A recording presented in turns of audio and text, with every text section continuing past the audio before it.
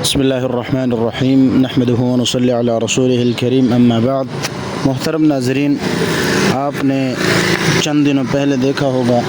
کہ راشد رضوی جو بریلویوں کا مناظر ہے، اس نے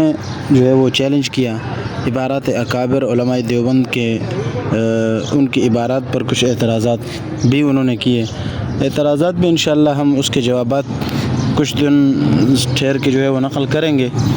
اور ان کے جوابات انشاءاللہ دینے کی کوشش کریں گے۔ اچھا، اس سے پہلے یہ بات واضح کرنے کی ضرورت ہے کہ اہل باطل کا طریقہ یہ ہوتا ہے کہ ہمیشہ ادھر ادھر کی تعویلیں کر کے بھاگنے کی کوشش کرتے ہیں۔ جس کا جب یہ چیلنج آیا تو ساجد خان نقشبندی صاحب نے فوراً اس کا جواب دیا اور مناظرہ کے لیے فوراً انہوں نے حامی بھر لی۔ اس کے جواب میں اب پھر دوبارہ راشد رضوی صاحب نے یہ ویڈیو جاری کی ہے جس کی تصویر آپ دیکھ سکتے ہیں، لیکن وہی بات ہے کہ پھر بھی جو ہے وہ بات گھما کے ادھر ادھر لے جانے کی کوشش کر رہے ہیں اور اس کے لیے جو ہے نا ایک آسان بھاگنے کا راستہ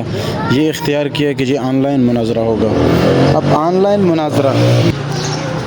کیا ہوگا اور کس طرح ہوگا، یہ ظاہر ہے کہ ایک حتمی نتیجے تک نہ پہنچنے والا اور بھاگنے والا بھی ایک راستہ ہے۔ جس طرح کہ ساجد صاحب جو ہے نا انہوں نے مثال دی اور مثال میں انہوں نے سمجھایا کہ جیسے وہ شیعہ اللہ یاری ہے، وہ کبھی کہتا ہے نٹ خراب ہے، کبھی یہ وہ، تو اس طرح بات آدھی اور اس طرح رہ جاتی ہے کہ پوری نہیں ہو پاتی۔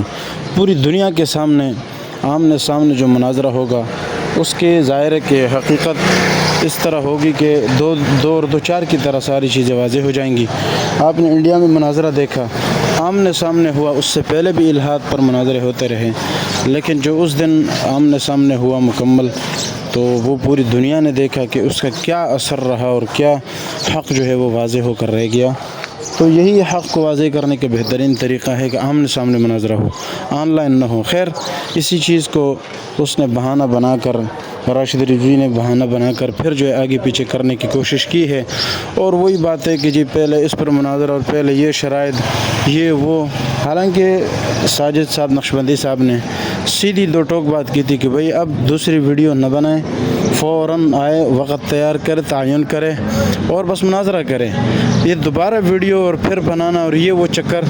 اس نے کہا یہ چیزیں ہم ماننے کے لیے تیار نہیں ہیں۔ بہرحال وہی ہوا کہ اس نے پھر جو ہے ویڈیو بنائی اور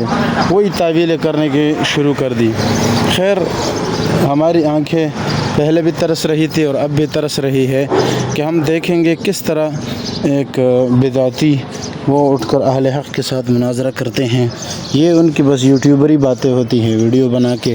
ادھر کر دی اور پھر یہ ویڈیو بنا کے یہ کر دیا تو وہ کر دیا، یہ ادھر ہی کے شعر ہے۔ تو میدان میں آنے والے لوگ تو یہ ہے نہیں، تو اس لیے امید تو نہیں ہے کہ یہ آ جائیں۔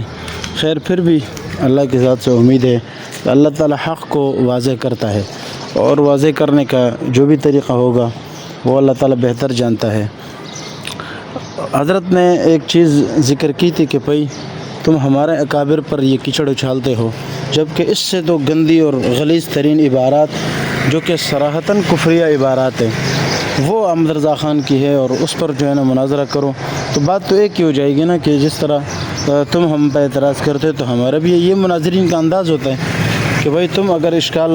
کرتے ہو، سوال کرتے ہو ہمارے علماء پر، تو ہمیں بھی تو کچھ اشکالات سوالات ہیں تمہارے علماء پر، تو ان کا بھی پھر صفایا ضروری ہے۔ خیر، اس کے بعد کیا ہوتا ہے آپ بھی دیکھیں، ہم بھی دیکھتے ہیں، لیکن اللہ سبحانہ وتعالیٰ کا قانون ہے کہ قل جاء الحق وزحق الباطل ان الباطل کان زہوقا، حق آتا ہے تو باطل بھاگ جاتا ہے، اور بے شک باطل کا کام ہی یہی ہے، بھاگنا، تعویل کرنا، ادھر ادھر کی پھینکنا، مارنا اور جان چھڑانے والی باتیں کرنا، یہ باطل کا کام ہوتا ہے۔ تو اس لیے